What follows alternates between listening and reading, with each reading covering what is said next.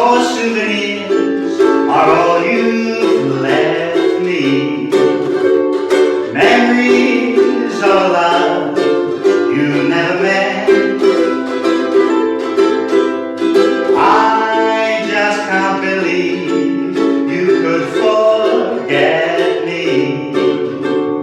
After all those happy hours we spent together. Come on, you gotta sing that line. After all these happy hours we spent together, tears have been my only consolation.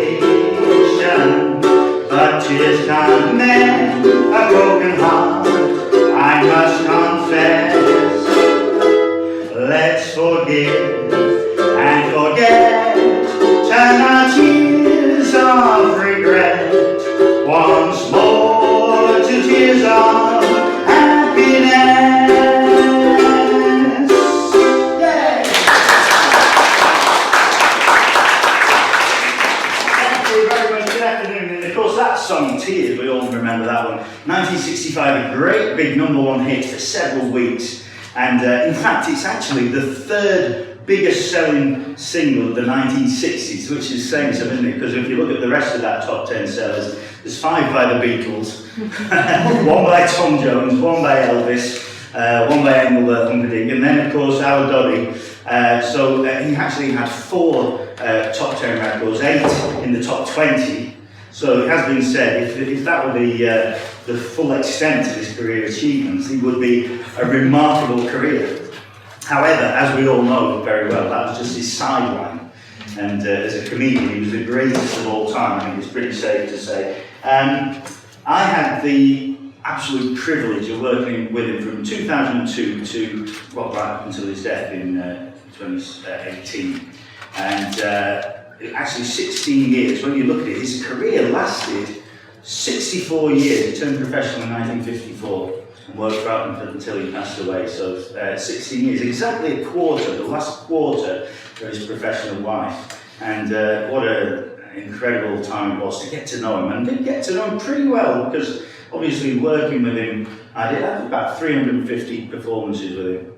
And you can't help but get to know someone in all that time. Oh, obviously not as well as his close friends and family, but certainly better than average. So I might have a few insights today to just help you to get you to know the man a little bit more than you already do, hopefully. I'll just make sure I've got an eye on the time here. Just putting the phone here so I can keep an eye on the time. Ken always used to have an alarm clock on the side of the stage. Yeah, ready, and started to set it fast as well, but you pretty much ignored it. But so I did all these days with it, and it was absolutely amazing, really, because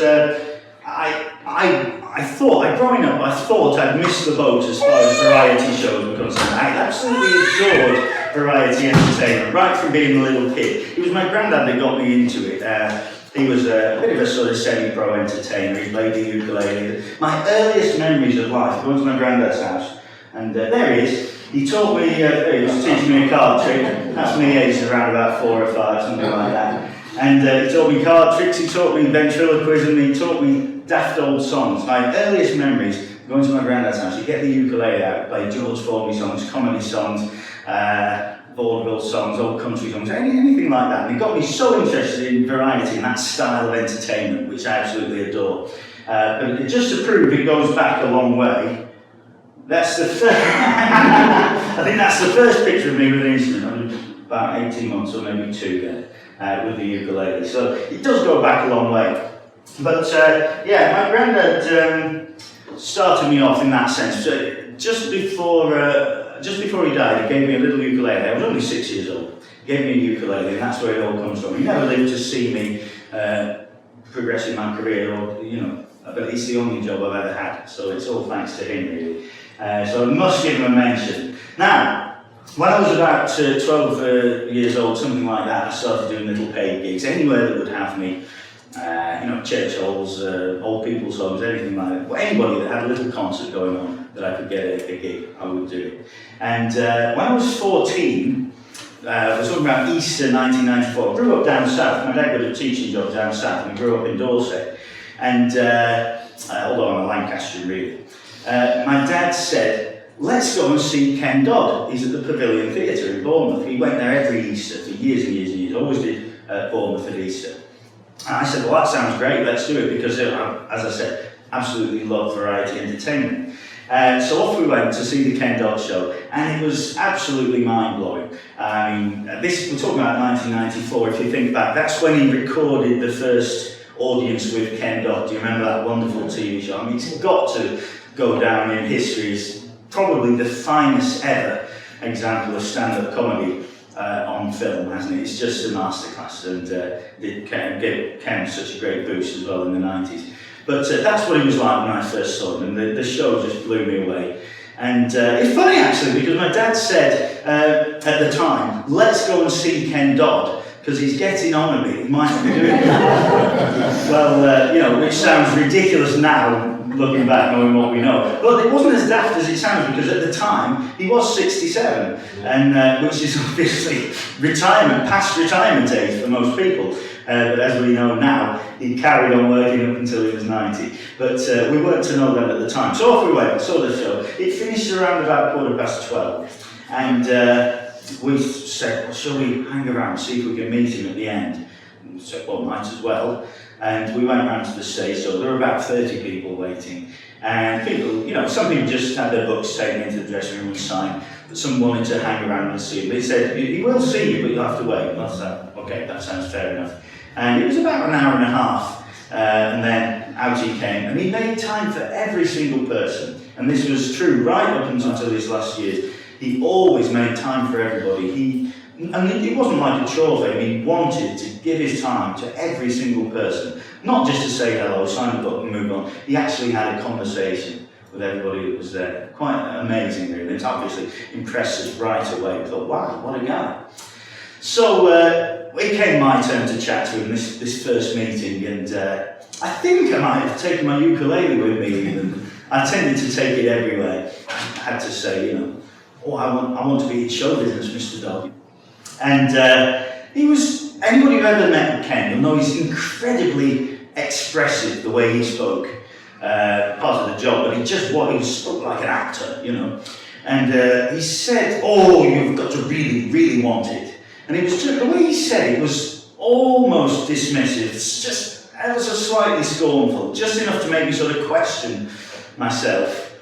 But then I thought, well, I do want it, you know, and it sort of strengthened my resolve. And I thought, well, I do want it. So the next time I met him, I was in his show. So this was the Crucible Theatre, January 2002.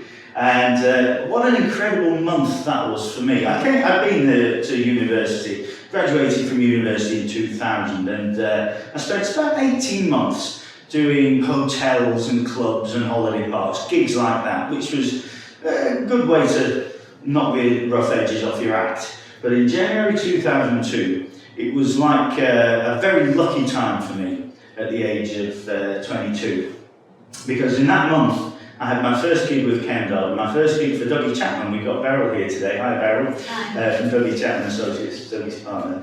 And what an amazing month to start working with those two guys. Here's Dougie. Now, we can do a separate talk about Dougie, of course. The impresario had to put Dougie in the talk, being here in Blackpool. He was the great Blackpool impresario and the Mr. Variety.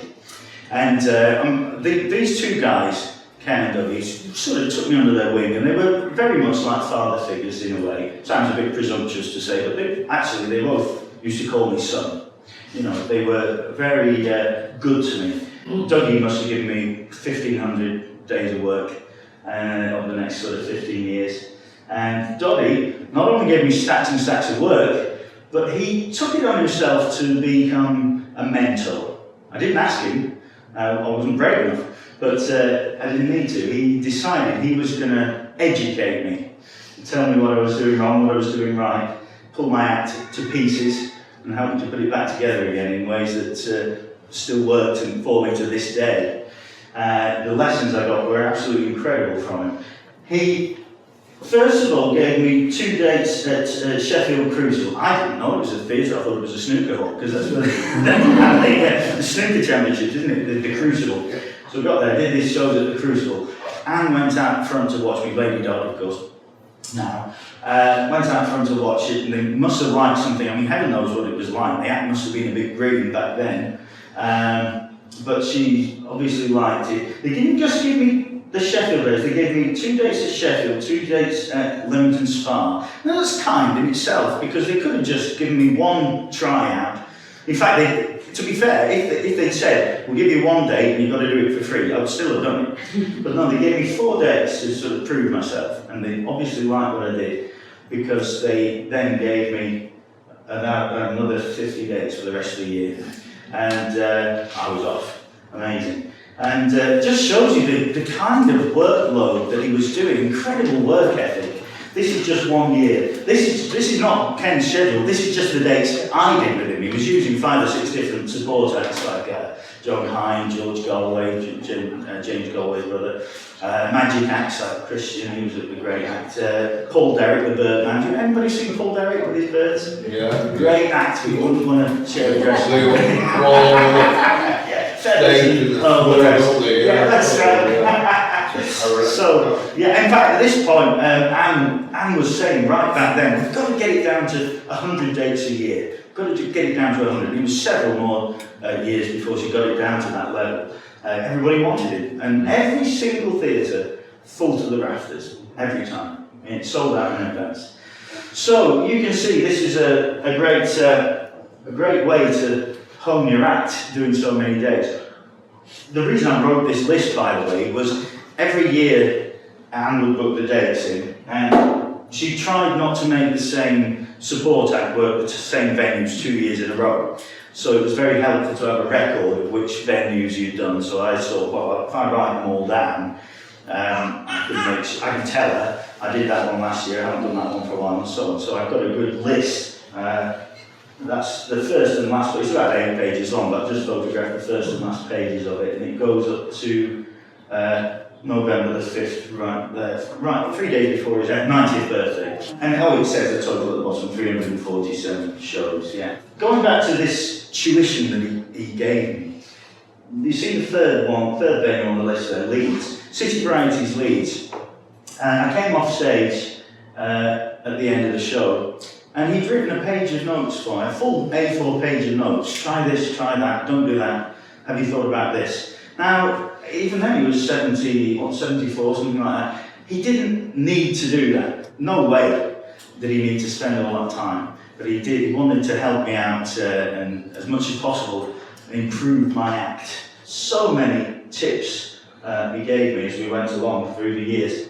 That was incidentally, of course, Leeds was one of his favourite theatres, the City Varieties, because he had so much success in the good old days that he used to do that time and time again when that wonderful TV show was running. Incidentally, quite interesting, the good old days really, when you look at it, was the only sort of retrospective thing he ever did. Although his act undoubtedly harked back to music hall days in its style, he never marketed himself as an old-time entertainer. He never marketed his shows as nostalgia in any way. Now, the good old days, slightly different because that was the whole point of the show. But Ken never went on as a nostalgia act. He was always here and now, you know. Well, the opposite from Dougie, really, because Dougie made a point of saying we're going to do an old-time show, and that was the appeal of it, you know. So, but in that way, opposite. So off we went. We did all these dates, and the sort of advice he would give me, first of all, gags. He would give me gags. Anne would say, well, just go in the dressing room, ready. He's got a gag for you, you know. And can you imagine standing up in the middle of the Ken Dodd show trying to tell gags? I mean, it would be like, well, it'd be like if he came on after me to play the ukulele. But worse. It was a pretty hard task. I mean, apart from anything else, I'm not a comedian anyway. But he would give me gags and make me try, and he said, oh, you went too fast, oh, you garbled it, he threw that away, you know. But he would make me tell gags, and it was quite an education. I mean, can you believe it, having lessons in gag telling from the greatest comedian of all time? So Anne said to me very early on, he will always give you advice, and if you listen to it, he will give you more and more. and I was smart enough to listen. I always say he only really had two modes of conversation. He was either giving you advice or he was making you laugh. And either way, I would soak it up like a sponge. Absolutely brilliant. He didn't make small talk. Oh yeah, for instance, he gave me a little piece of paper with some guys to try out. If my mother knew I was doing this, she'd be ashamed. She thinks I'm in prison. Now, I did use that. I got some quite good laughs at that. Ukulele, you have to have a lot of pluck. Yeah, I used that in various different forms. I was born with a banjo on my knee. I had to have it surgically removed. I didn't ever use that one, but you've got to have ideas. That's his very familiar scrawly writing. Anyone who's ever seen any of Ken's writings, it's sort of the same character as he was, isn't it? It's a bit like his hairstyle, isn't it? It's all over the place. Yeah, I love his handwriting.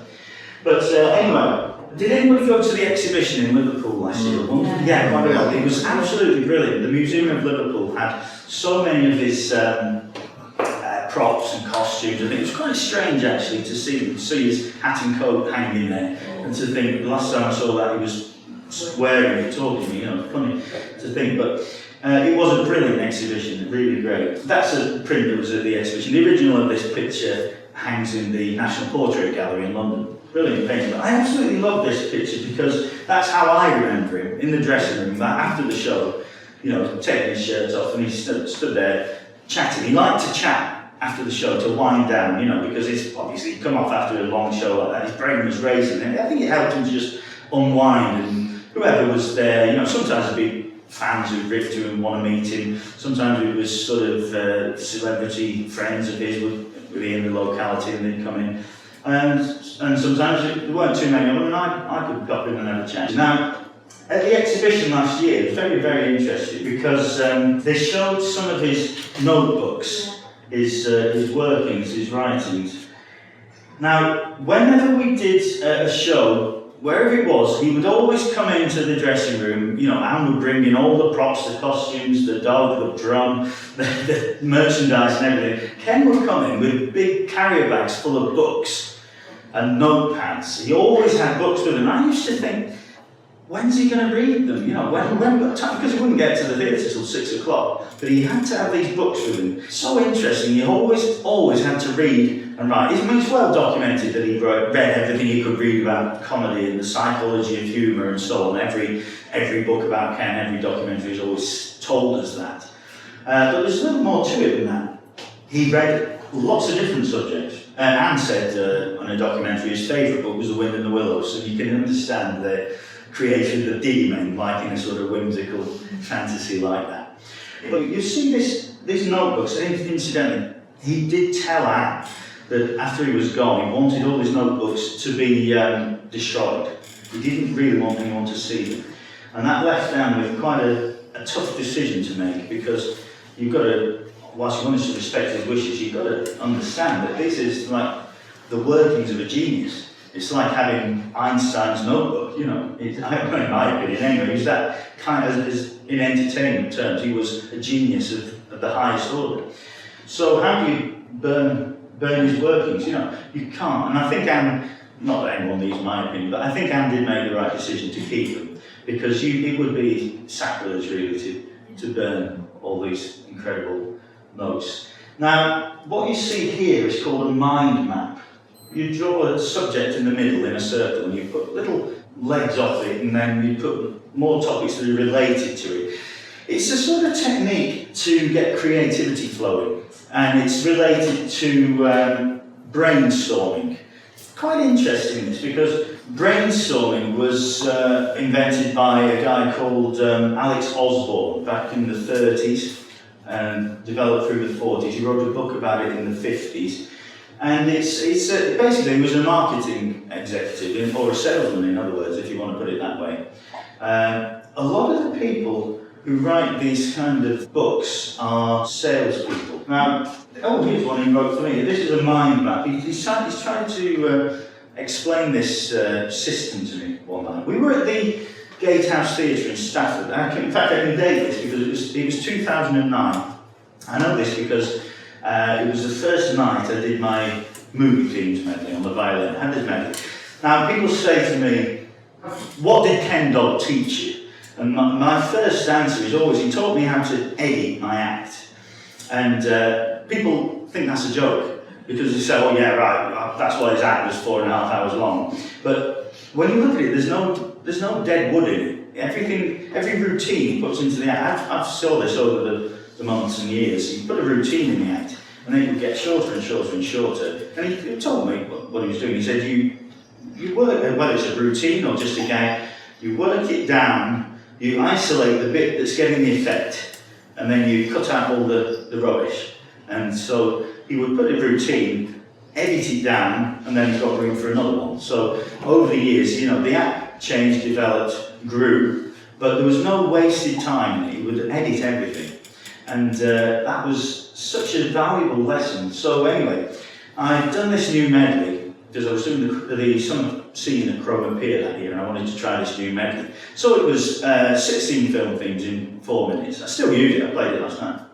And I thought, well, I'll see what Ken thought of it, because I knew he'd have the towel on and the dressing room, And it was a lucky night, actually. There was, like I said, people used to come and visit Ken. There weren't too many people around that night, so I got him to myself. We must have chatted for about an hour. Probably one of the most interesting conversations I had with him. He said, you've got to start using your mind.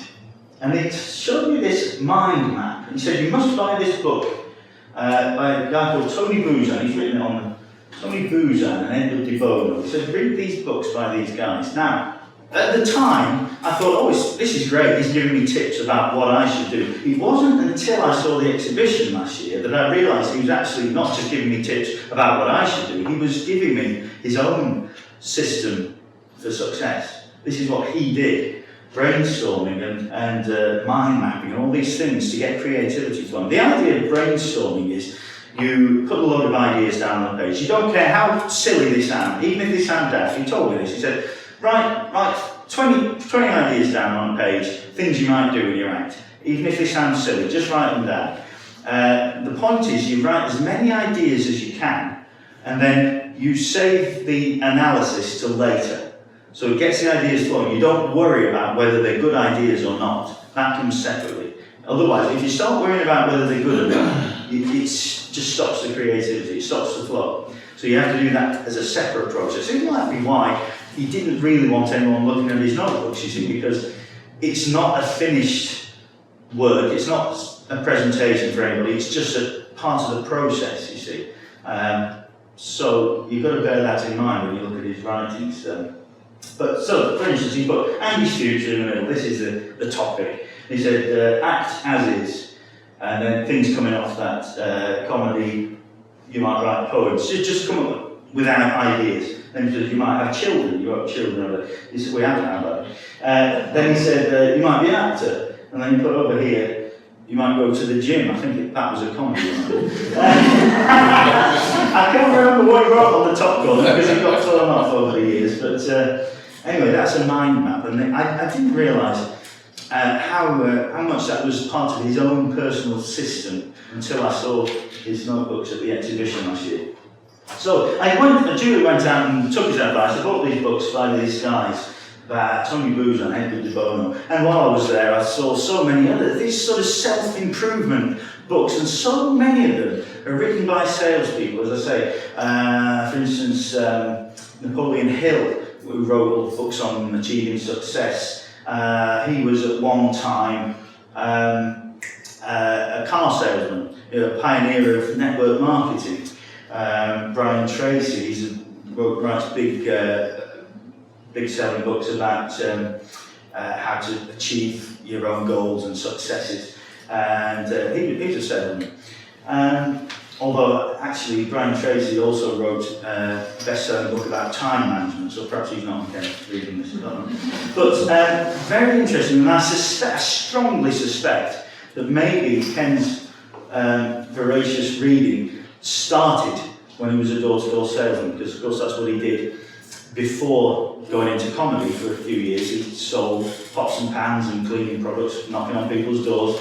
And I strongly suspect, it's only a theory, I haven't asked anyone or I haven't asked Dan or anybody, but I think he probably started his reading then, because he actually left. Well, that's another one I bought while I was there, Getting Things Done. And 15 years ago now, I still haven't got around to reading it. But, which is a neat gag, but it shows the difference between a genius like that and an ordinary trier like me. You know, it's having that willpower to, you know, can you imagine being 85 years old and still having the self-discipline to write notes about the act? How easy it would have been to say, well, the act's been alright for 50 years, it'll be alright tonight. But he still made himself, he habitualised self-improvement techniques, and he was completely self-educated. He left school at 14 and read, and you know, I'd been to Oxford University before I started working with Ken. I mean, it doesn't get any more academic than that, but it really was like going back to college and talking to the professors at Oxford. It felt like talking to one of those intellectual guys, you know, just talking to him. Quite incredible. All self-education. There's another mind map that he'd done. So interesting to have that rigorous commitment to self-improvement, self-education, even into his 80s, up to the end of his life. Incredible. And his writers would bring jokes in. I remember, this is another one, picture from the exhibition last year. This is Norman Beadle. I don't remember Norman Beadle. I remember several of them, Steve Toombs, Barry Reeves, John Pye. These guys would come up, when it was at their local theatre, they'd talk on the phone, and they'd come and they'd talk about topics for gags, and they would bring a page of gags, and he would actually mark and score them. I saw him do it once or twice. He had little symbols in the margin, you know, to say what were the best. But there you get the idea, the brainstorming idea, just come up with a page full and pick the best one. And the idea of this is, you know, there's an old adage, quality over quantity. Well, this is kind of the opposite view of it. The idea behind brainstorming is quantity breeds quality. In other words, if you come up with enough ideas, you increase the probability that one of them will be a good one. And John Pye, one of the writers, lovely fellow, got to know quite well, he said that was one of Doddy's real principles. You throw enough mud at the wall, something will stick. He was a lovely old guy, John Pye.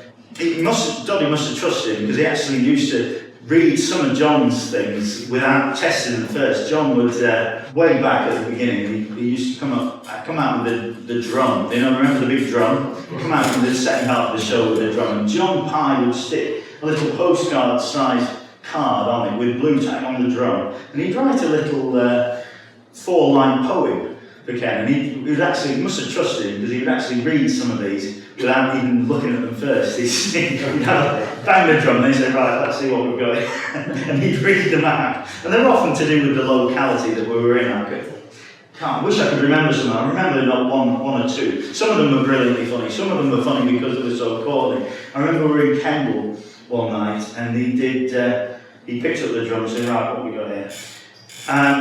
I knew a man from Grange over Sands. He had very shaky hands. He'd just come back from Venezuela to take a job as a hospital shaver. And it was, you know, some of them weren't great poetry, but they were funny because they were so daft, you know. Yeah. But that was John Pye. He was great, John Pye, lovely little fellow. And he went way back with Ken, years and years and years.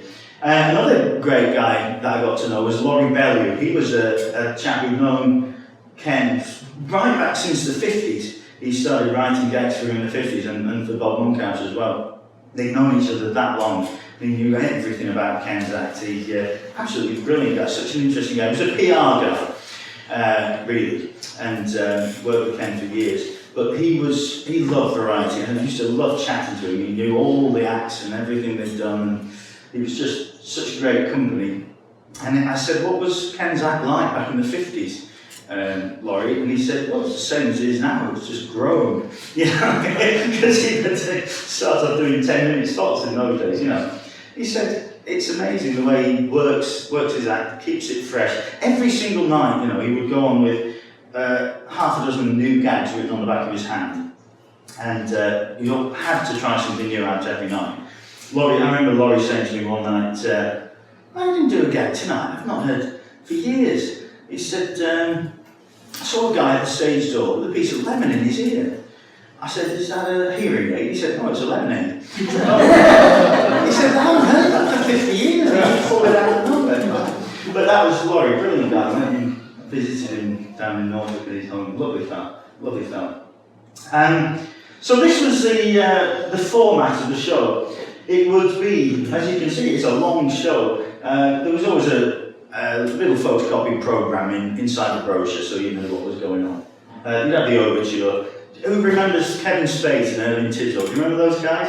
They lived in Blackpool, yeah, lovely guys. They do the overture. Ken would come on. He was never put the support act on first, so hardly ever. He'd get straight stuck into that audience because he wanted to get the show off to a riotous start. And then Anne would go on, occasionally another act. Anne would go on halfway through the first act. So Ken would do about an hour and a half for that first spot. Anne would do an act with the piano, the guitar, sometimes the flute later on. And then Ken would come back on again in the moggy skin coat and do another hour at least for the rest of the first half. And then it was my job to sort of kick off the second half. This was how it went for years and years. And I would sort of have to wake the audience up a bit. But it was a 20-minute spot, or it sometimes went up to 25 later when he wanted a bit of a longer rest, you know. Well, they were great audiences. It was always packed, always an amazing atmosphere. It's one of the things I miss is that buzz, the atmosphere. Even before the show started, there was a buzz everywhere. You could feel the electric atmosphere. But yeah, it was slightly sleepy at the beginning of the second half. So my job was to really wake them up to the band. I know Ken liked the way I did that, so he kept booking me back again. I remember him saying once the best act he ever followed also had a ukulele, Max and Harry Nesbitt, way back in the 50s. He said they were unbelievable. He remember, how are you going to keep burning down the fun? Blowing the roof off this place, and he remembers standing in the wings saying, how am I going to follow that? And he said, once I got out there, it was so easy because they left the audience on such a high. The audience was just floating, and all you had to do then was keep them there. And so when he told me that story, I thought, right, that's my job. That's what I'm supposed to do. And really, you know, the aim was to steal the show. Now, you can't steal the show in the Ken Dodd show. It's impossible. He's a legend. But that's what you've got to have at the back of your mind. So let's see if just 20 minutes I can get them interested in what I'm doing, you know. So that was the goal. A couple more of these from later on. That's a very unusual one, I just put that in because it's unusual. I think that was the Lakeside Country Club in Camberley, Frimley Green, I think, where they had the darts thing.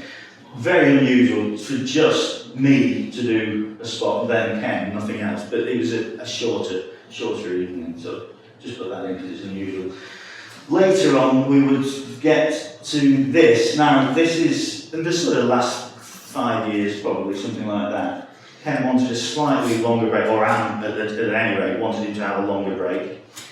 So Anne would put 2 acts in, and she would put me in the first half, and she would do a little bit before the other guest act in that too. So we got a longer interval to get his breath back. And that was fabulous for me because I was following Ken. The audience was wide awake. They just had an amazing hour and a half of riotous comedy. And that was, like Ken said, so easy when you follow an amazing act. So I enjoyed that. But as you can see from that, it's a very long night. They do probably an hour and a half in the second half as well. So you're talking about 4 hours of Ken on stage, which nobody else could do. And people say, why? Why did he do that? Well, I don't know why. Well, I don't know what made him do it. I mean, it was partly. He did have and it's been said many times, he had an unusual relationship with time. He used to say time is an illusion, which is true. It actually doesn't exist. Time isn't a thing scientifically. It's just we experience moving through space and we call it time. It's not actually a thing. But just Ken, it certainly wasn't. Maybe that's why he was so generous with it. He'd give his time to everybody. Why did he do such a long show? I think partly just because he could. He was his own boss. I think he goes way back to when he saved the Palace Theatre in Manchester. He had to hire the theatre. He was threatened with closure. And he said, can we do something about this? He had a spare Christmas season. And he said, can we put his Christmas show on? And they said, well, we're thinking of closing the theatre. That magnificent palace in Manchester. What a crime that would have been. And Ken really saved the theatre from closure. They said, well, you can put a show on, but you'll have to hire it, and you'll have to staff it, you'll have to even pay for the toilet rolls, everything. So he did it, and it was a massive success. Did everything from the marketing, selling the ticket, even went in the box office as a promo stunt and manned the box office just to get it in the papers and everything. And I think he liked being his own boss. He was in charge of absolutely everything, and that's the way that they went later on. They were in charge of the whole thing, you know, not in higher contracts, but they would be in charge of the whole show. Didn't have anyone tell him what to do, because in the old days of variety it was very strict. You know, you've got 12 minutes, you'll do 12 minutes, and you'll be penalised if you're 30 seconds over. So there's none of this anyway. He could be his own boss. So partly he did it because he could, but there's a lot more to it than that. I mean, for instance, it partly goes back to that principle I said, you know, throw enough mud at the wall, something will stick. You've got a good chance, the longer you're in front of that audience, you've got a good chance of sticking in their memory.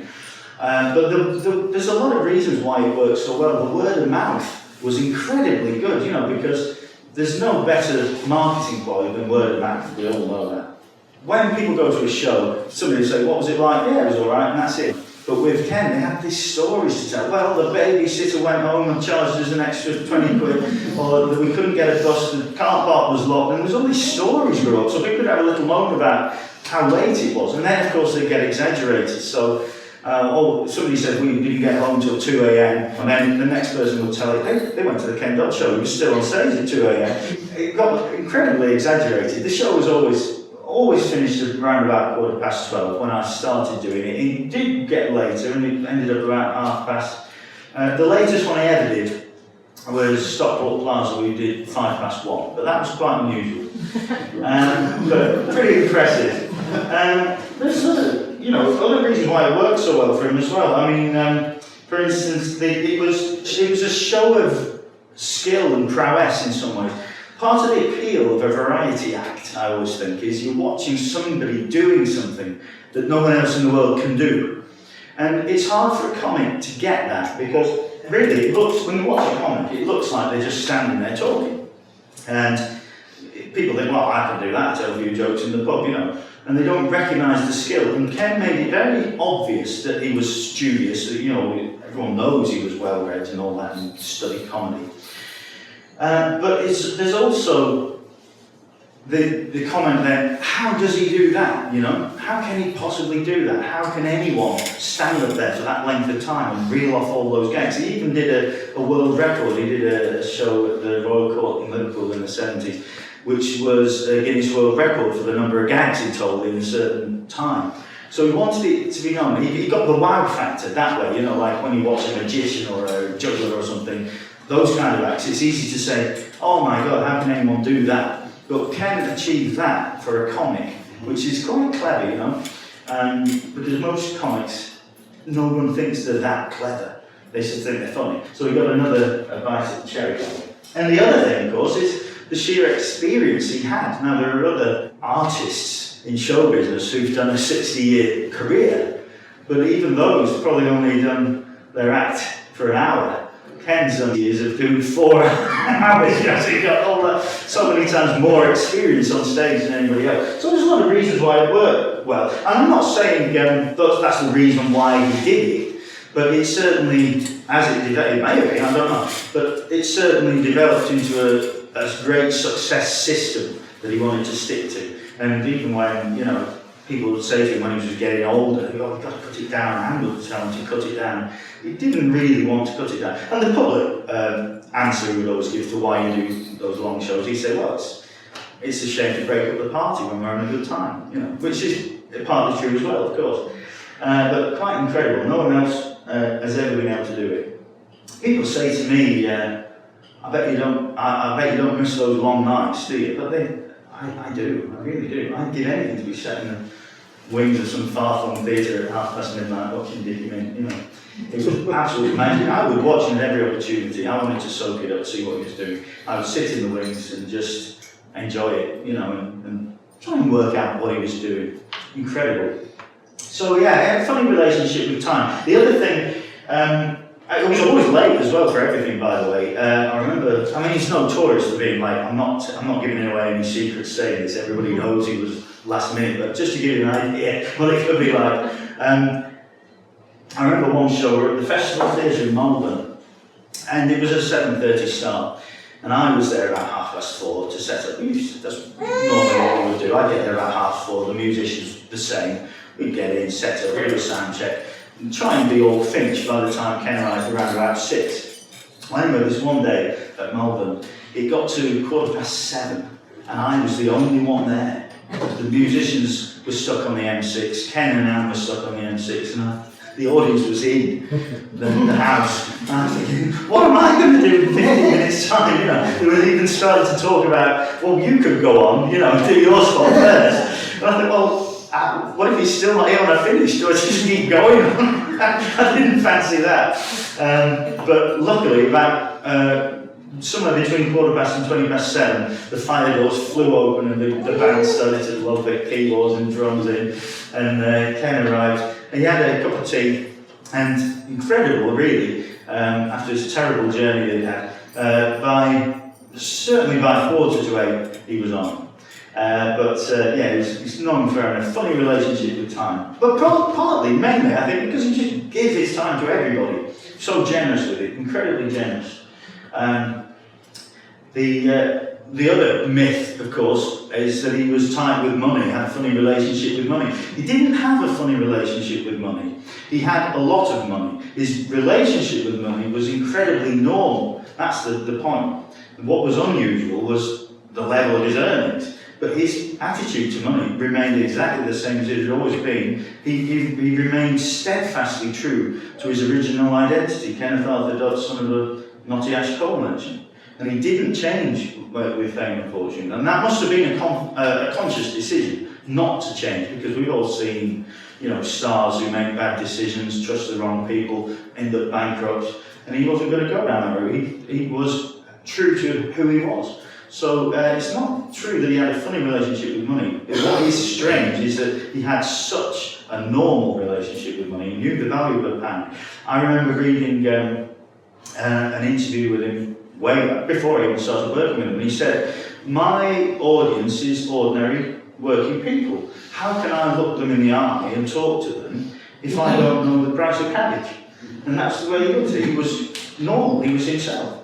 Another sort of myth is that he was incredibly private. I don't think that's true either. I think it's not that he was private, it's just that people were so damn nosy. You know, I remember I remember being somewhere in Liverpool, it might have been St Helens or somewhere like that, and there's some Scouse guy who was hanging around backstage. The dressing room door was open, and Ken was there in his vest. And this fellow said, "Hey Ken, can I take a picture of you in your vest?" He said, "No, you can't, you cheeky bugger." And but you would, wouldn't you? You know, it's not that he was particularly private. It's just that some rude.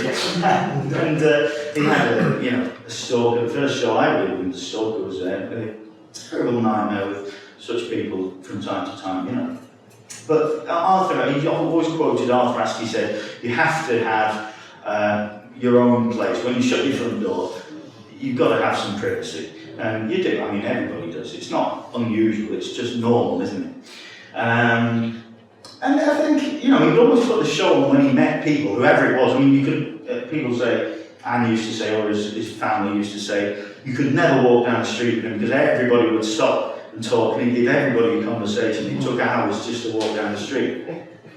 And you have to close the front door at some point. It must be very hard for people with that kind of thing. But I think the thing is with an act of any kind, really, your persona is based on yourself. When you're an actor in a play, if you meet someone off stage and you don't match the character they've just seen you playing, it just reinforces how good you are as an actor. People say, "Oh, that's not marvellous, he's nothing like he looks on the film or in the play." If you're an act, you're supposed to be playing yourself, or at least an enhanced version of yourself. The character you're portraying is based on you. So if you meet people off stage, and you're not the same. They don't say, "Oh, what a great actor!" Oh, he's fake. You know, this is very different for an act than it is for an actor. So if you meet people too much off stage as yourself, it kind of undermines the work you're doing on stage and the persona that you're presenting. So you have to have some privacy.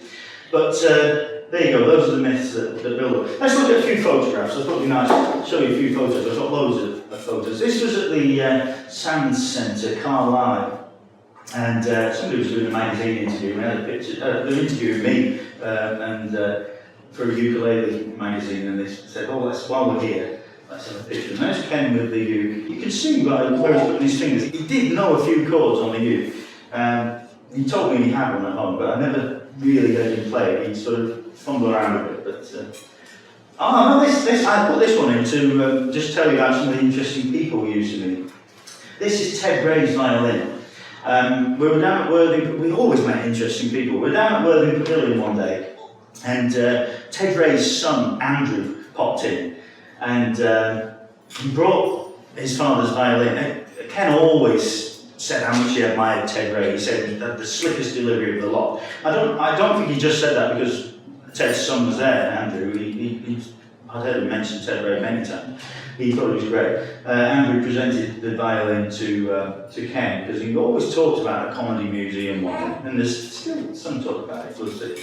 Yeah, that's Ted Ray's violin, and it needed a little bit of refurbishment, so Ken said to my dad, "Will you do a bit of a refurb on it, get it playable again?" And my dad did that. My dad was brilliant at anything like that. He made a couple of props for Ken as well. When 2006, when Ken did the Royal Variety Show, we wanted to put Granada back into the act. Do you remember Granada with the big ping pong balls hanging from the hat and the guitar? He used to do it with a proper guitar, but he wanted something smaller to carry around, so he said to my dad, "Will you make a flat cut-out guitar that we can carry easily?" And he did that, and he used it on the Royal Variety. I'd love to see that in the museum.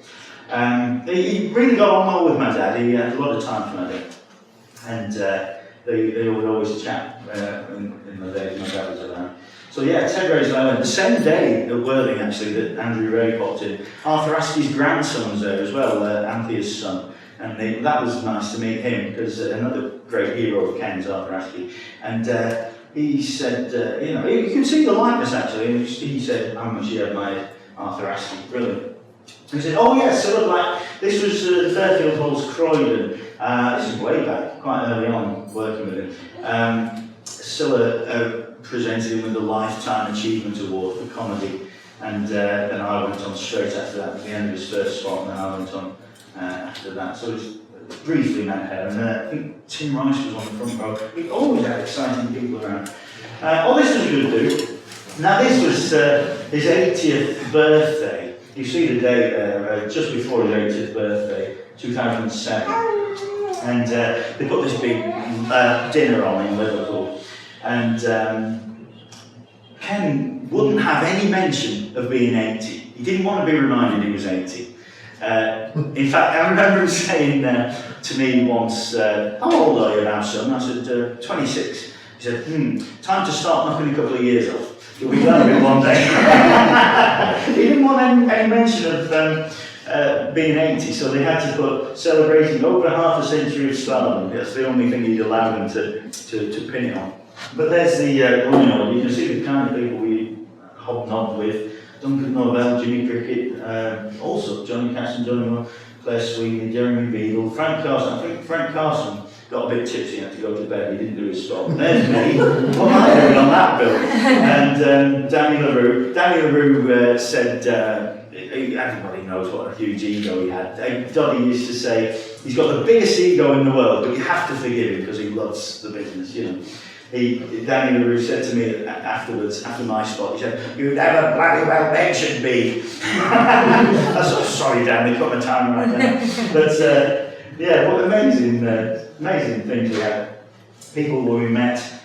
I'll put a couple of photos in here, just backstage pictures. That's the Alexander Birmingham. There's Anne doing the offstage announcement to bring him on, making his entrance with the drum. You see, by this time, he's got his carpet slippers on because it took a long time to stand, and it was getting harder and harder towards the end to do the show, but the way he battled on was absolutely incredible. So we got on with his carpet slippers, it didn't matter. It looked funny. If anyone noticed, it looked funny anyway, because he wanted to look funny. He said, you know, you must have vulnerability, son.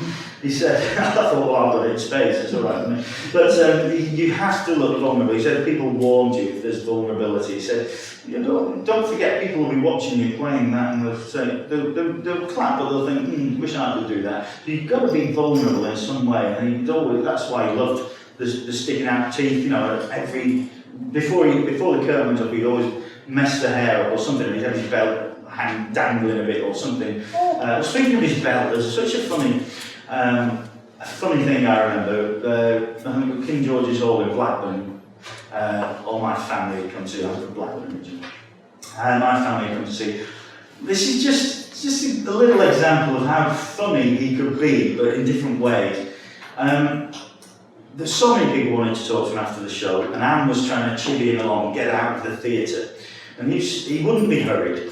He was standing there in front of the mirror, slowly taking his makeup off bit by bit, and he was talking. And once he got talking, it was like a train, you know, he wouldn't pause for breath. There was so much valuable information pouring out.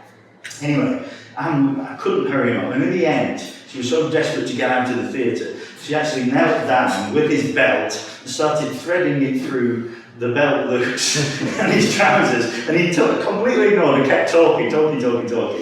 And as soon as she'd finished that and gone to do the next job, without any reference to it at all, he took the belt off again, threaded it back through the other way, and kept talking, did it up, never mentioned it at all. And I thought, did he really want it that way, or was it just a bit of common business? I'm sure it was just to make me laugh, but he didn't stop talking long enough to laugh at him and saying, he's always did something funny. When we were playing on Stanton, there's a big joke shop opposite the Princess Theatre, and he always would go in that joke shop and buy daft things, you know, like big false spiders or something to scare people. Anything for a laugh. How did I get into that? I can't remember. I'll always give just a peck on the cheek from Anne before he would walk on. Bit cheeky taking that picture, I suppose, but it's nice memories, you know. That's Bournemouth Pavilion. That's where I first ever saw him. Lovely theatre, Bournemouth Pavilion, every Easter. Did it several times with him. Oh, I just put this just as a nice picture, really. Yours in to hide the rest of the stage. So I actually stood on the stage behind him, took the picture because I was out of sight. It was lit from the front, so that made a nice picture. So many pictures of him at work, but most of them are all the same. They're all a bit blurry. It's a shame I didn't take a proper camera, but you don't think of it as the time, you know. Just put the smartphone out, see what you can get. There he is doing the sound check at Bournemouth. Yeah, nice picture. We've got dozens of pictures like that. There's the Moggy skin coat. We'd always start the second spot in the Moggy skin coat, and of course that meant at some point you had to take it off. It was extremely hot, so somebody always had to come on and be the butler, so-called butler, and he would take the coat off, do a few gags, a bit of chat with them, put the coat on them, and then they could walk off with it. Sometimes my dad used to do that quite often. He really enjoyed doing that. He'd always make a gag about something. My dad had grey curly hair, and Ken always said, "Oh, that's a good idea, sticking a Brillo pad on your head." But you know, gags for everybody. There's the car. Oh, yeah, I think that was the last night I ever worked with him at Hull, just before his 90th birthday. I don't know why I took that really, but I'm glad I did. It's just the coat and hat waiting outside dressing room 1 after finished with it. Yeah. I always had the dog with him. He wouldn't go anywhere without the dog. He had several, obviously. I remember it was Doodle when I first started working with him. Doodle the Poodle. That would be Pippin. And then Rufus was the last one. But he had dogs all his life, way before that. Oh yeah, I put that one in. That's the Albert Halls at Bolton. I put that one in first because no one's ever seen it before, but they'd had so many renovation works going on at the Albert Halls for so long that he thought he'd go on for his first spot dressed up as a painter and decorator. And it just proves how he would try things, you know, crazy things. He'd always try something. The show was never the same twice. Speaking of the Albert Halls at Bolton, I remember a family coming in to visit him. I don't know who they were, but it was 2 people with severely disabled children, and they wanted to meet him. And they had to do everything for these children. And as they left, he watched them with such admiration. He said, "That is pure love." And he was people don't realise how kind-hearted he was, you know. Because there are comics always looking for a laugh anywhere they can find one, you know. And it's hard for that side of someone's nature to come through sometimes. But you didn't have to look that hard. It was always there. The sound check, I used to always watch him do his sound check, because it's fun, you know. Sometimes if he had a bit of time in hand, he'd do a few songs. That's the Floral Pavilion in New Brighton. I'm there next in May if anyone wants to come. Yeah, he used to come on and he'd say, 1, 2, 3, 4, 5, 6, 7, all good sound engineers go to heaven. 5, 6, 7, 8, 9 as well. As for the stage manager, he can make his own rainbow. East is east, west is west, it's cold outside, so wear your vest. And then he'd do his songs with the band. It was good fun. He'd sometimes try new ones out. It was quite nice to listen to them. This is Terry Bell and Malcolm Garrett, brilliant drummer. Nice people they are. Yeah, Terry Bell on the keyboard. Now this was an interesting one. This is backstage at the Alhambra of Bradford. Now that is Tessie O'Shea's uke, which I was lucky enough to buy. And I thought I must show him that, because he did a great big season with Tessie O'Shea here in Blackpool in '68 at the Opera House. He said she was very nice. She said, I've got to say all about all my co-stars, but she was very nice indeed. You know, her signature tune, Two-Ton Tessie. Two-Ton Tessie from Tennessee, all 6 fellas upon her knee. When she does, all the fun begins. They play tennis on a double chins. Well, she calls it right in the price of meat. Been 10 years since she saw her feet. Usain Bolt has given up his chin. He runs around at once just to keep in trim. They got a Two-Ton Tessie, Two-Ton Tessie from Nashville, Tennessee. Well, he said, she wasn't that fat, she just ate a lot to give her something to make jokes about. He liked her, he said she was nice. So that was, he was very pleased to see that, and well, there we are with it, yeah. And there they are doing that big season in '68 at the Opera House. Yeah, he loved Blackpool, he absolutely loved Blackpool. It was one of his favourite places to play, no doubt about that at all. And there he is with George Formby's uke, which I also am lucky enough to own. That's way back, I think that was the first year I worked with him. But he was very pleased to see that, because Scott's George Formby, one of the great Lancashire comics that he looked up to and admired. The reason I put that one in, you can actually see the gags on the back of his hand there. Always there, always something new, always had to have something to put in. Oh yeah, he had a little spate of time when he got himself a pad of post-it notes, and he would just leave them places to make people laugh. And then, I don't know if you read it or not, he stuck it on my violin. It says, "Please retune." This is a Grand Opera House at York. I went back to pick my violin up, he got this note on it. He did anything for a laugh. I still carry that in the case, actually. Yeah. Oh, there we are with the violin. One of his first big hits was "Love Is Like a Violin," his signature tune, his play on music. So he loved to have a picture with the violin, a couple of those, yeah. Oh, this was a nice night. Helen and I were doing panto in Port Sunlight. It was Dougie Chapman's last panto. And this is Danny Rogers. You remember Ted Rogers, 3, 2, 1, that's Ted's son. There's me and Ken. Pete Lindup, our great mate, Pete Lindup. We had a night off from the panto. So Ken was at the Philharmonic Hall in Liverpool, which he always used to do just before New Year. So we rang and got some tickets for it, and we had a lovely time. Because I've seen his act so many times from the side, you forget how good it is from the front. You know? It's quite interesting. You miss, I mean, you see so much from the side, but you miss some of the facial work. So we went to the Philharmonic Hall, and very near the end of the show, Ken let out the news that he was going to be Sir Ken. He wasn't actually supposed to let anyone know till New Year's Eve. It was the New Year's honours list, but it was just the day before, and he couldn't resist telling his home crowd in Liverpool that he was going to be Sir Ken, and he was absolutely delighted. Big cheers and applause, of course. He said, "Will I still be able to go for fish and chips?" But after the show, we all went round back into the dressing room, and we all drank a toast with the plastic glasses, and it was just very nice and very fitting. And not long overdue probably, but we're so glad that we had that. That was a good night. I think this is one of my favourite things, to stand at the side and watch Dickie Min. And the reason I put this particular picture on, I've got loads of pictures like this, but he's actually laughing at the dummy. Once he got into full flow, he was on autopilot. It's not conscious thought then, you're drawing out of the subconscious out of all the amazing bank of genius that's in that brain somewhere, or wherever it comes from.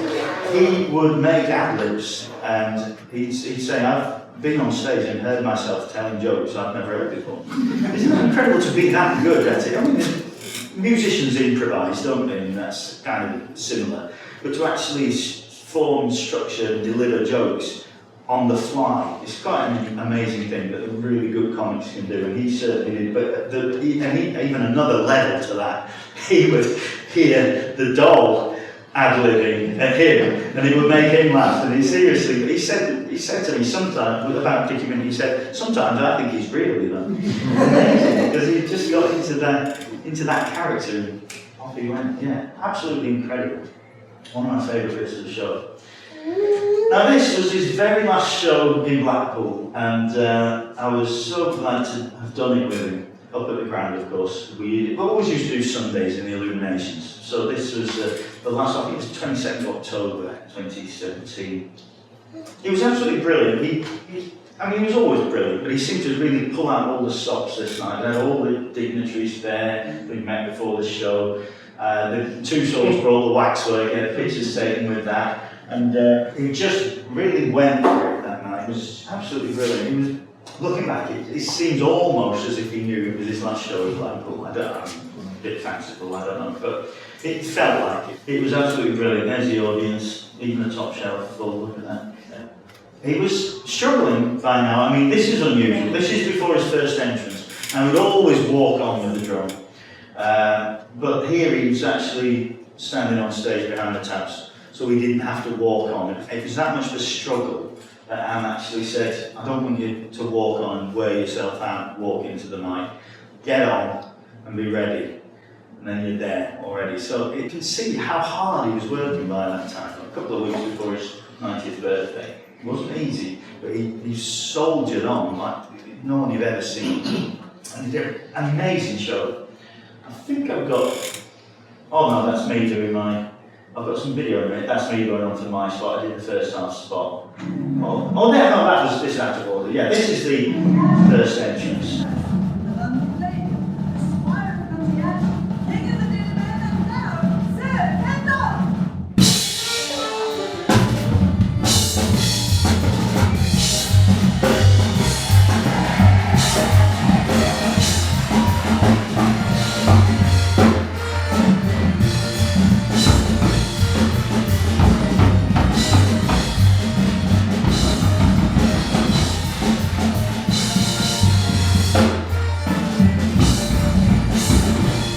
Brilliant, absolutely. You can feel the atmosphere, can't you? As soon as that curtain goes up, amazing. There's me in my spot. There's a bit of video. Oh, this is during my spot, yeah.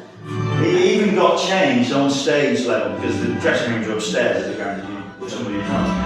And there's me playing my violin in the background. He's getting changed at the side of the stage so he doesn't have to do the stairs.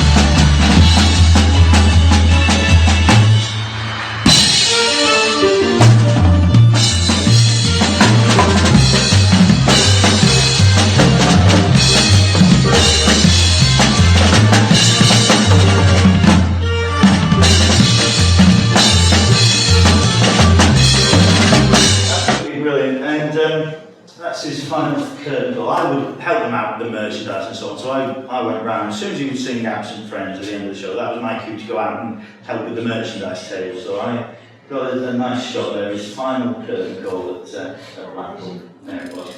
And I saw him 2 more times after this. This one was Doddy's do. Now this was a lovely event. This was to celebrate his 90th birthday. And this was organised by the Musical Society. Fabulous people there. Roy had a big part in organising it. And it was wonderful. There's Ken saying hello. We've got, there's Anne. Barry Cryer, of course you can see there. Jimmy Cricket. That's Michael Gray with his back to us. Keith Simmons, Nina Hewlett. Wim Calvin still, he's gone now, hasn't he? Lovely people. It was such a star-studded do, really, and it was very nice. There he is making a speech. I did a bit. Now, I asked me to do a tribute. I played the William Tell overture. I said, just an example of the ideas Ken would give me to help me out. I said, I'm really here to represent all the artists of younger generations who he's helped along the way. And I remember, I haven't been working with him very long, he said, yeah, comic songs are all right, but can't you do something really impressive like the William Tell overture or something on the ukulele? I said, I'll have a go at it. And he said, never mind having a go at it, do it.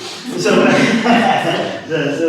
shortly after I put it in the act, and I said, I've played it all over the world, always blows the roof off. It's brilliant, and it all comes from a little conversation with Ken. That's the sort of help he would give people. Really, half of my act, when you look at it, it all comes from ideas that I talked about with him. So, it was a nice tribute, and at the end of it, in fact, Ken gave me a standing ovation, and that was really touching because after all those years of telling me where I was going wrong, it was nice of him to lead the standing ovation along with Barry Cryer that jumped to their feet and the rest of the room followed. Very, very nice actually. And when we got there that day, I remember Anne saying to me, he's really tired, he's really tired. And the tributes poured in from all sorts of people, Bernie Clifton, Barry Cryer, Roy, Chris Emmett, and they all paid lovely tributes to Ken. But it was a little bit of an affectionate roast, they would rib him about the tax case, things like that. I think it was time to forget about that 30 years on, we should have left that out. But I don't think anyone in the room really realised it was going to be the last time they would see him. He seemed invincible, he thought he was going to go on forever. But Anne came up to me and said, that was perfect what he did. It was a sincere tribute. It was really lovely, and I was glad of that because after that I only saw him one more time, and that was as I said, the 5th of November, right before his 90th birthday at Hull. That night, he would always be upbeat and cheerful when he would arrive, and I remember saying to him that night, "How are you, Ken?"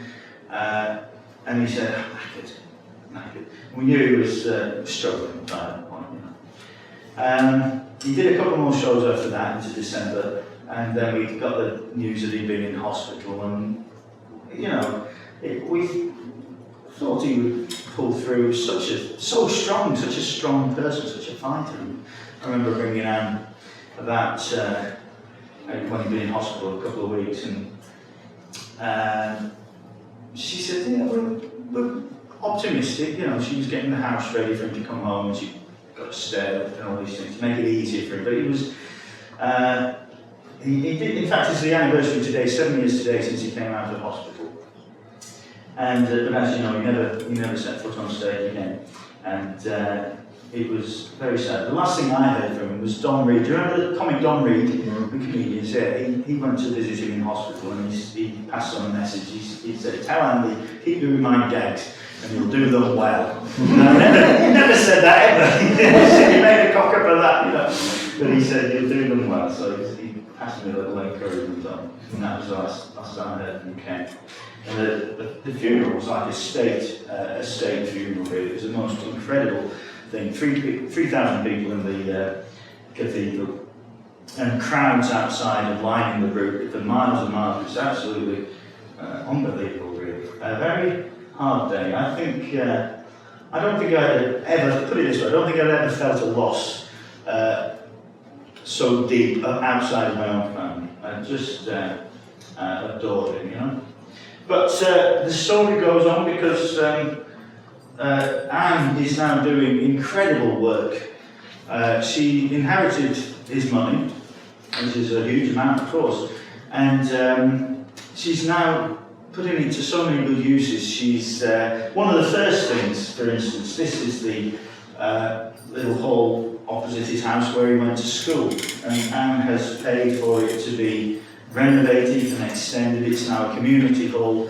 the Sir Ken Dodd Happiness Hall, and it's there for naughty ass to be used for all manner of things. This was the opening ceremony. I did a little spot for Anne there. It's wonderful. It's a beautiful thing for the naughty ass community now. It goes much further. She's done things for hospitals, all sorts of things. Theatre venues being built, bursaries for performing arts, all manner of things. Incredible work she's doing now with her inheritance from Ken. And I don't think it's by accident, I think it's by design, really. It was to be expected that Anne would outlive him, and he knew she would administer his legacy. And we're here in the Ken Dodd Learning Space tonight, so much is being done for, and jobs, projects that Ken would never have had time to do in his lifetime, they're now being done by Anne. And it's all, I'm not saying exactly planned, but he knew that the best thing he could do was keep doing the shows, and then Anne would be able to do all this wonderful work in his absence. And I just think it's marvellous. I spoke to Anne today. She's sorry she couldn't be with us. She's ever so busy. She's got meetings and things to do, because she never stops. I mean, she could have retired if she wanted to, and just retire and take it easy, but no way. That's not part of the plan. She's doing everything she can. And in fact, she's been made a citizen of honour by Liverpool. So let's give her a round of applause.